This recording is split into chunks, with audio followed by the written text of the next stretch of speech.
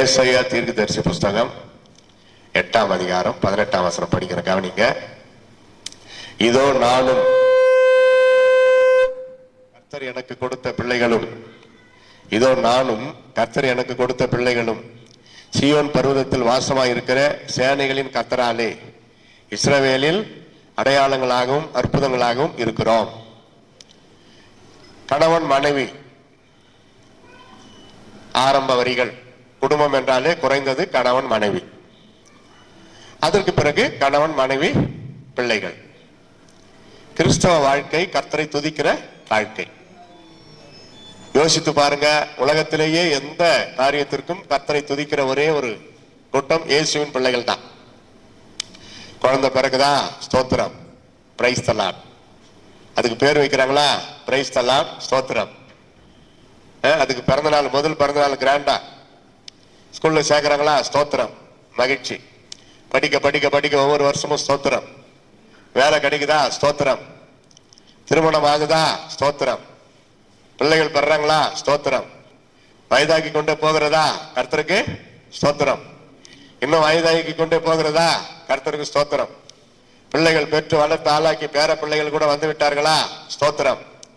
அதுக்கப்புறம் அவங்க கதையை விடுங்க, நம்ம கதைக்கு வாங்க. வயதாகி கொண்டே போகிறது, கர்த்தரை ஸ்தோத்தரிக்கிறோம்.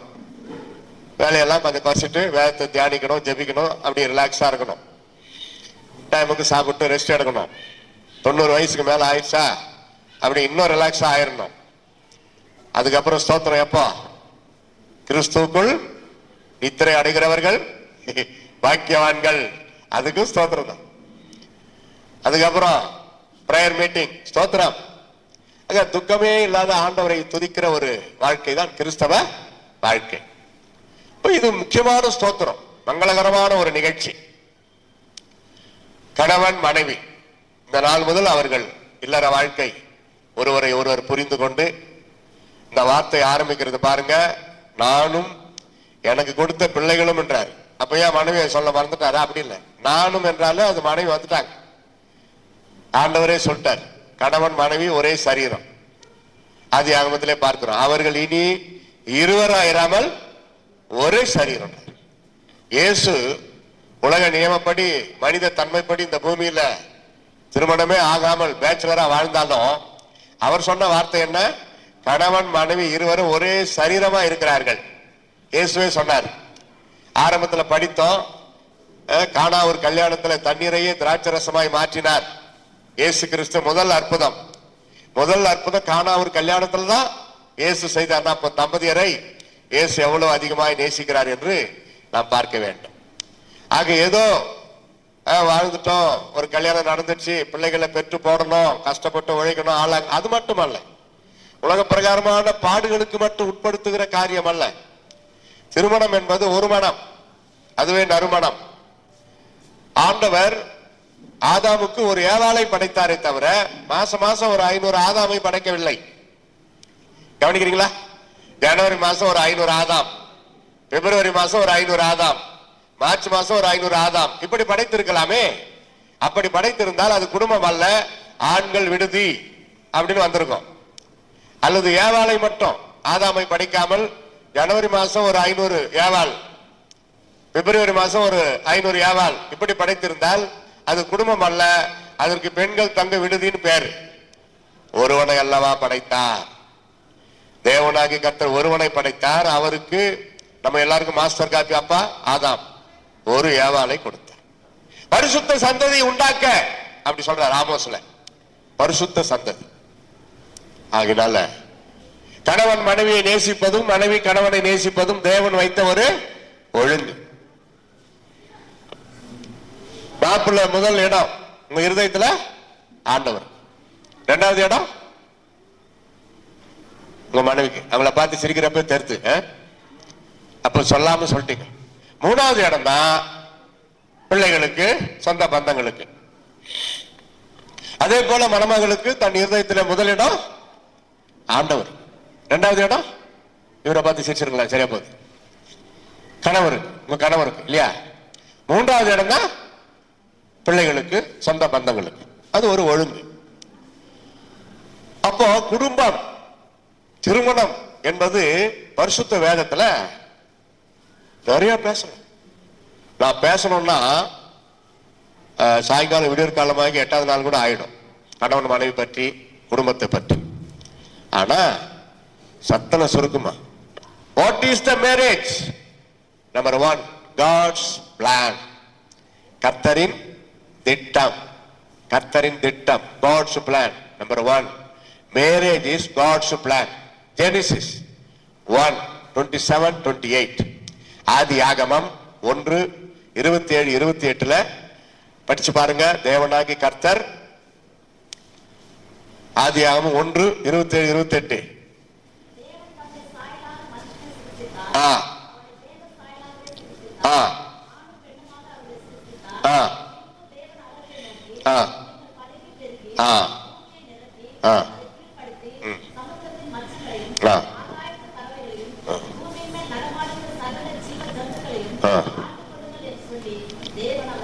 ஆசீர்வதித்தார். ஃபர்ஸ்ட் பிளெஸிங், அவர் காட் பிளஸட், கைகளை உயர்த்தி ஆசீர்வதித்த முதல் ஆசீர்வாதம் ஆதாம் ஏவாளுக்கு திருமணம் பண்ணி வச்சு அவர்களை மனப்பூர்வமா சந்தோஷமா ஆசீர்வதிச்ச. அதான் ஆண்டவர். அல்லேலூயா சொல்லுங்க. உங்களை ஆண்டவர் 2 கைகளை உயர்த்தி ஆசீர்வதித்த முதல் ஆசீர்வாதம் உங்க திருமணம். அதான் காட்ஸ் பிளான், கர்த்தரின் திட்டம். நீங்கள் சந்தோஷமா இருக்கணும், ஒருவரை ஒருவர் நேசிக்கணும், ஒருத்தரை பார்த்து ஒருத்தரை சிரிக்கணும்.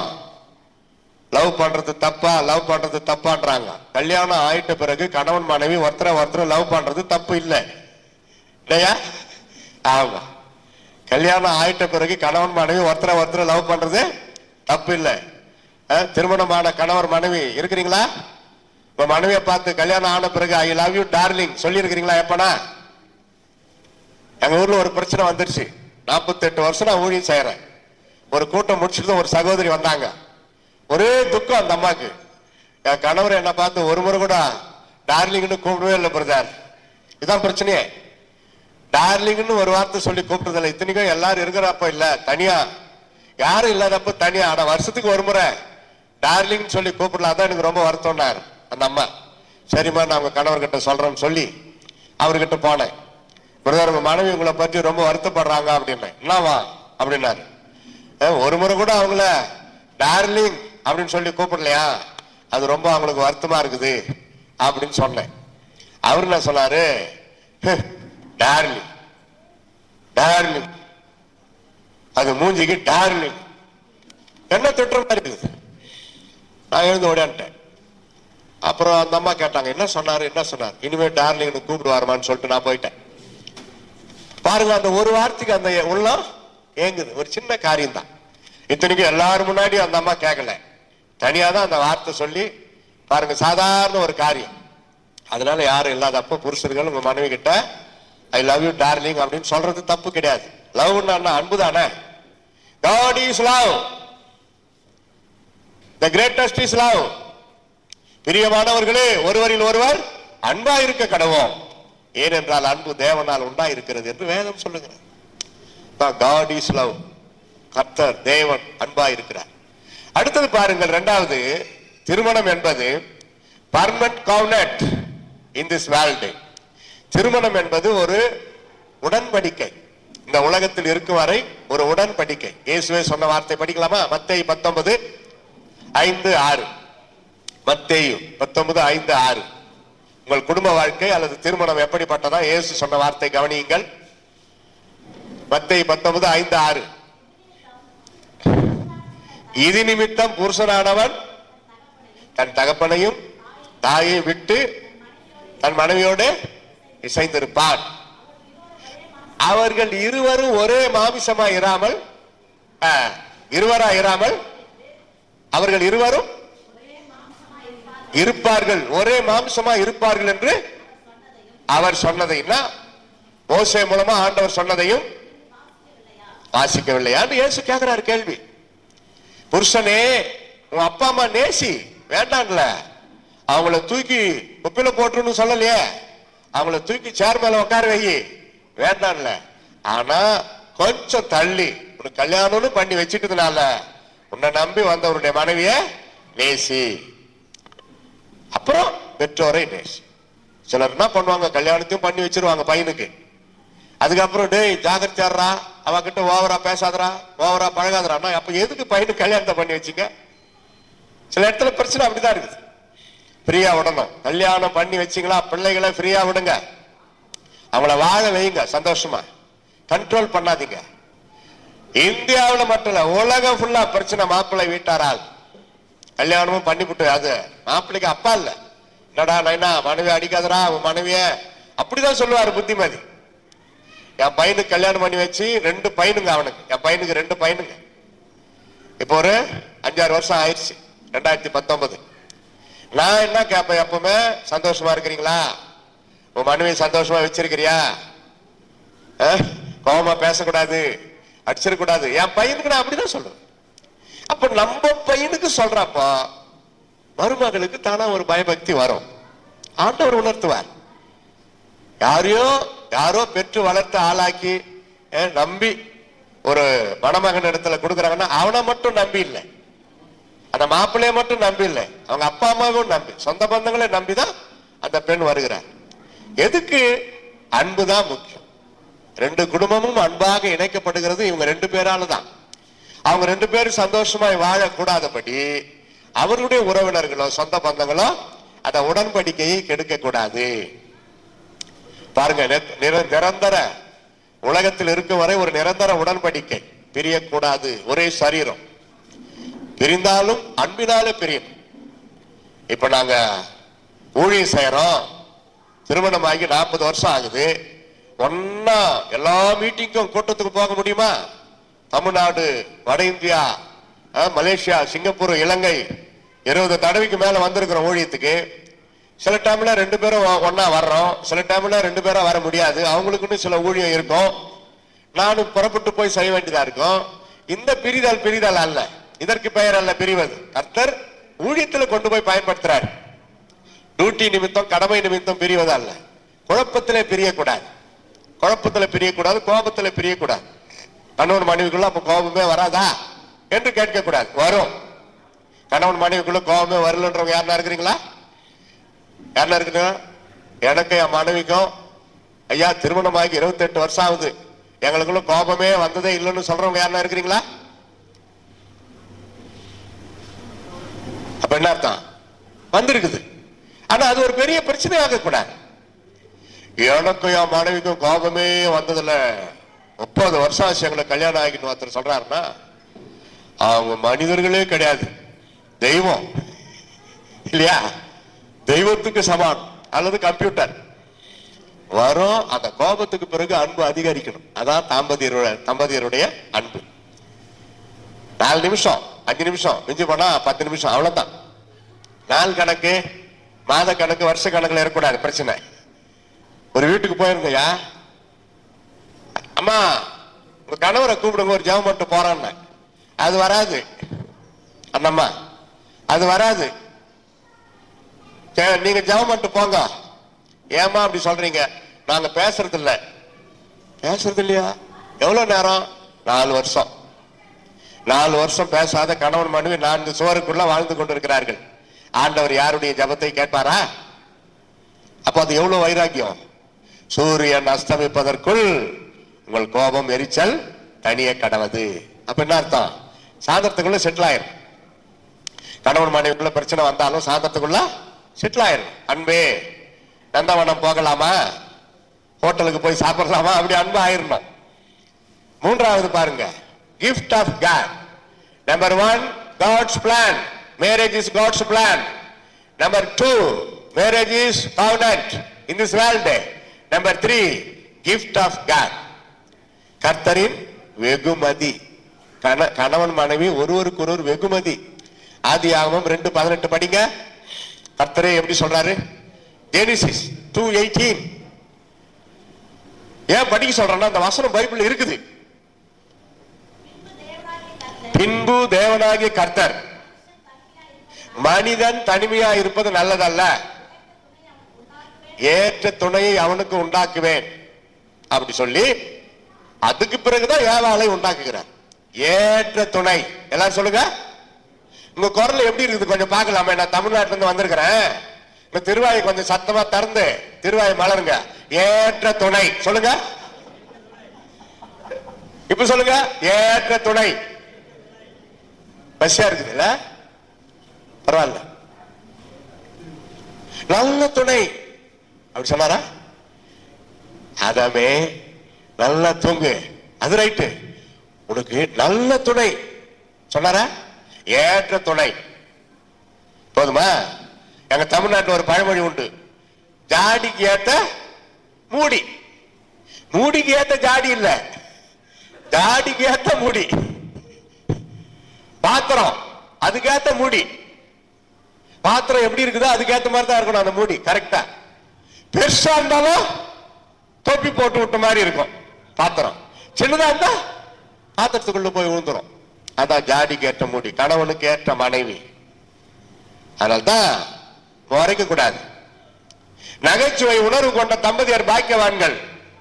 அவர்கள் அதிர்ச்சிகளை எளிதிலே சமாளிப்பார்கள். மனைவி முறைக்குதா கொஞ்சம் சிரிச்சிடணும். கல்யாணம் ஆன புருஷர்கள் என் கண்ணுக்கு தம்புறீங்களா? மனைவி முறைக்கிறாங்களா? பதிலுக்கு நான் ஆம்பளை, நான் உன்னை விட பெரியவன், நான் எவ்வளவு வயசு பெரியவன் தெரியுமா உன்னை விட, நான் உன்னை காப்பாத்துறேன், எனக்கு முறைக்க தெரியுமில்ல அப்படின்னு முறைக்க கூடாது. பதிலுக்கு மனைவி அவங்கதான் ஜெயிக்கிட்டோம், பரவாயில்ல விட்டுருங்க, ரிலாக்ஸா. பதிலுக்கு பதில் பழி வாங்க கூடாது. கிறிஸ்தவ டைவர்ஸ் தான் நிறைய கோர்ட்ல இருக்குது. அப்ப பைபிள் என்ன படிக்கிறாங்க, என்ன ஜெபிக்கிறாங்க, என்ன குடும்பம் ரிலாக்ஸா ஈஸியான மகிழ்ச்சியா வாழ்ந்தா எந்த குறையையும் எந்த தவறையும் மன்னித்து சந்தோஷமாக வாழ முடியும். குற்றம் கண்டு பிடிக்கின்ற எண்ணத்தோடு வாழவே கூடாது. குறைகள் இருக்கலாம், குறைகள் இல்லாத ஒரே ஒருவர் இயேசு மட்டும்தான். மனிதர்களிடத்துல குறை இருக்கலாம். இப்ப சமீபத்தில் ஒரு நியூஸ் கேள்விப்பட்டேன். ஒரு அம்மா தன்னுடைய 58வது வயசுல தான் புருஷனை விவாகரத்து பண்ணுது. 58வது வயசுல. என்னம்மா என்ன காரணம்? புருஷன் பிடிக்கலையா? ஐயோ அவரை பிடிக்கலன்னு சொல்லவே முடியாது, அன்பானவர். சரி ஏன் விவாகரத்து பண்றீங்க? அதான் எனக்கே புரியல. சரி எதனா தப்பா பண்றாரா? இல்ல இல்ல அதெல்லாம். சரி உங்க மேல அன்பு இருக்குதா இல்லையா? ஐயோ உயிருக்குரா நேசிக்கிறாரு. அப்ப ஏன் அவர் வேணாம்? அதான் உயிருக்குரா ஓவரா நேசிக்கிறாரு, அதனால்தான். இது தப்பா சொல்லுதா அந்த அம்மா? ஒரு தப்பு செய்யாத ஒரு தெய்வத்தோடு என்னால வாழ முடியல, அதான் அவங்க கொடுக்குற ஸ்டேட்மெண்ட். ஆனா இதை ஒத்துக்குவாங்களா? ஒத்துக்க மாட்டேன். இன்னொரு தம்பதியார் கோயம்புத்தூர்ல எப்ப பாரு சண்டை, எப்ப பாரு பிரச்சனை, எப்ப பாரு கலாட்டா. 78 வருஷத்துல டைவர்ஸுக்கு வருது. அங்க கூப்பிட்டு கேக்குறாங்க, என்ன காரணம் இந்த வயசுல போய் எப்போ பாரு சண்டை, எப்போ பாரு பிரச்சனை கலாட்டா. சரி கோர்ட்ல கேக்குறாரு. மனைவி சொன்னாங்க, நாங்க எப்போ பாரு சண்டை போட்டாலும் கலாட்டா பண்ணாலும் அடித்தடி கிடையாது, வாய் சண்டை தான். அதனால அப்படி வாழ்ந்து கொண்டு இத்தனை வயது வரைக்கும் நாங்க ஒற்றுமையா இருக்கிறோம்னா எங்களுக்கு விவாகரத்து தேவையில்லை, இனிமேல் நாங்க வாழ்வோம் அப்படின்ட்டாங்க. கோர்ட்டே கை தட்டுச்சு. எங்களுக்குள்ள சண்டை வரும், போராட்டம் வரும், பிரச்சனை வரும், ஆனா நாங்க பிரிய மாட்டோம். பாருங்க எவ்வளவு அருமையான ஒரு வாக்கு கொடுத்தாங்க. அதான் பவுல் எழுதுறாரு, பிரியக்கூடாது. முக்கியமான காரணத்தை தவிர பிரியக்கூடாது. கிஃப்ட். புருஷனே இதுக்குள்ள ரொம்ப குஷியா பேச ஆரம்பிச்சிட்டீங்க. புருஷனத்தை கொஞ்சம் கேளுங்க. நீ கர்த்தர் எனக்கு கொடுத்த கிஃப்ட் கிருபை. 1 மாசம் 2 மாசம் இல்ல, படிச்ச வரைக்கும் சொல்லணும். கல்யாணம் ஆன முதல் மாசம் புருஷன் மனைய பார்த்து சிரிச்சுனே இருப்பார். கல்யாணம் ஆன 2வது மாசம் மனைவி புருஷனை பார்த்து சிரிச்சுனே இருப்பாங்க. கல்யாணம் ஆன 3வது மாசம் 2 பேரும் ஒருத்தரை பார்த்து ஒருத்தர் சிரிச்சுனே இருப்பாங்க. கல்யாணமான 4வது மாசம் ஊர் ஜனமெல்லாம் வீட்டு வாசல்ல வந்து நின்று சிரிச்சுன்னு இருக்கோம், இவங்க போடுற சண்டையா பார்த்து. இப்படி ஆயிடக்கூடாது. சண்டை என்ற வார்த்தையே ஆண்டவருக்கு பிடிக்காது, மாம்சத்தின் கிரையில வருது. தேவ பிள்ளைகளை கவனிங்க. முடிக்க மனமின்றி முடிக்கிறேன். உங்கள் திருமண வாழ்க்கை 4 காரியம், இதை மறக்கவே கூடாது. Number 1, your marriage God's plan. Genesis 1:27-28. Number 2, your marriage is in this world, permanent covenant, Matthew 19:5-6. Number 3, a gift of God, a helper, ஒருத்தருக்கு ஒருத்தர் ஹெல்ப்பர், ரெண்டு பேரும் ஒருத்தருக்கு ஒருத்தர் உதவியா இருக்கணும். கர்த்தரின் ஈவு, கர்த்தரின் கிருபை. Final Hebrews 13:4. உங்கள் திருமண வாழ்க்கை என்பது honorable, marriage is honorable in all.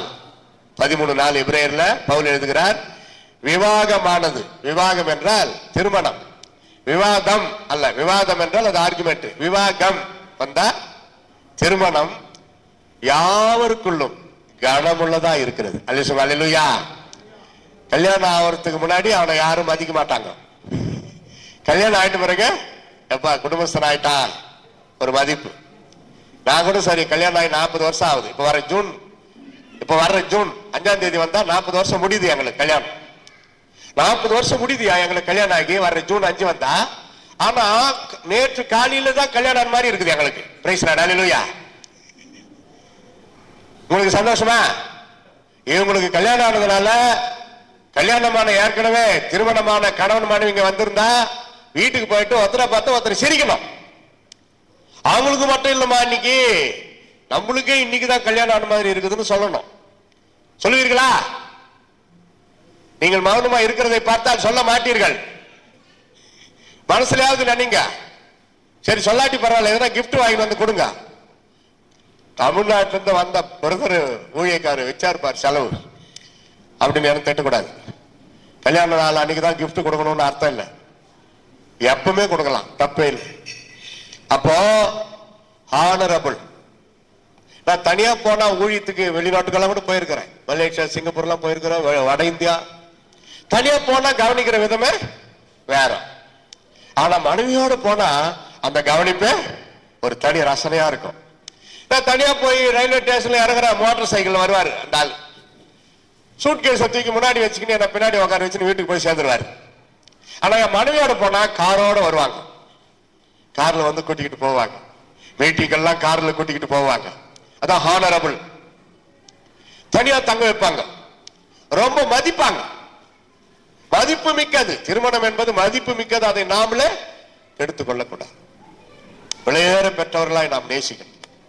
ஒருவரை ஒருவர் விளையேற பெற்ற கணவன் மனைவியாக நேசிக்கணும். இந்த 4 காரியங்களை நாம் மறக்கவே கூடாது. மனைவியானவள் எபேசியர் 5:22 27 குறிச்சு வச்சுக்கங்க, படிங்க. புருஷனானவர் எபேசியர் 5 அதே அதிகாரம் தான், 28 33 வரைக்கும் பைபிள் கொடுத்துருக்காங்கல்ல, படிக்க ஆரம்பிங்க. தினந்தோறும் காலையில மாலையில 2 பேரும் குடும்ப ஜபம் ஆரம்பிக்கணும். மத்தேயு 18:18 படிக்கிறோம், தாங்கள் வேண்டிக் கொள்ள போகிற எந்த காரியத்தை குறித்தாகிலும் பூமியில 2 பேர், அந்த 2 பேர் இயேசு சொல்லுகிறது குறைந்தபட்சம் 2 பேர் கணவன் மனைவி தான். ஜபம் பண்ணிடணும்யா. காலையில ஒரு பாட்டு பாடி பைபிள் வாசித்து ஜபம் பண்ணும். ஒரு நாளைக்கு ஒருத்தர் இல்ல, 2 பேருமே.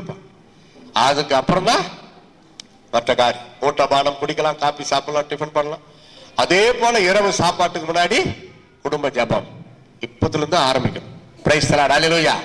வாழ்த்துக்கள். உங்கள் திருமணத்துக்கு வந்திருக்கிற அனைவருக்கும் இயேசுவின் நாமத்தில் வாழ்த்துக்கள். ஒரு சிறு ஜெபம் பண்ணி நான் முடிக்க விரும்புகிறேன். தமிழகத்திலிருந்து வந்திருக்கிற தேவ ஊழியக்காரனாக நான் மணமக்களையும் உங்களையும் வாழ்த்தி இயேசுவின் நாமத்தில் ஆசீர்வதிக்கிறேன். அப்பா இயேசுராஜா, அன்பு பிள்ளைகளை நீர் இந்த நாளிலே இணைத்ததற்காக ஸ்தோத்திரம். வந்திருக்கிற அன்பு பிள்ளைகளுக்காக, உறவினர் சொந்த பந்தங்கள் எல்லாருக்காக உனக்கு ஸ்தோத்திரம். ஒவ்வொருவரையும் as a man of God I bless everybody. Let your all blessings come down. You take care everybody, physically, spiritually, from head to feet. Touch everybody. Lord, your healing power, your blessing, goodness always with your family members, Lord. Hallelujah. ஒவ்வொருவரையும் அன்பு பிள்ளைகளை மனதார உம்முடைய சீடனாக நின்று கர்த்தராகிய இயேசுவின் நாமத்தில் அடிமை வாழ்த்தி ஆசீர்வதிக்கிறேன். அப்படியே செய்யும். ஸ்பெஷலா திருமணத்தில் இணைக்கப்பட்டிருக்கிற அன்பு பிள்ளைகளை மீண்டும் கர்த்தராகிய இயேசுவின் நாமத்தில் வாழ்த்தி ஆசீர்வதிக்கிறோம். அப்படியே செய்யும். இயேசுவின் நாமத்தில் ஜெபிக்கிறோம் எங்கள் அருமை பிதாவே. சபையார் எல்லாரும் சத்தமா ஆமென்.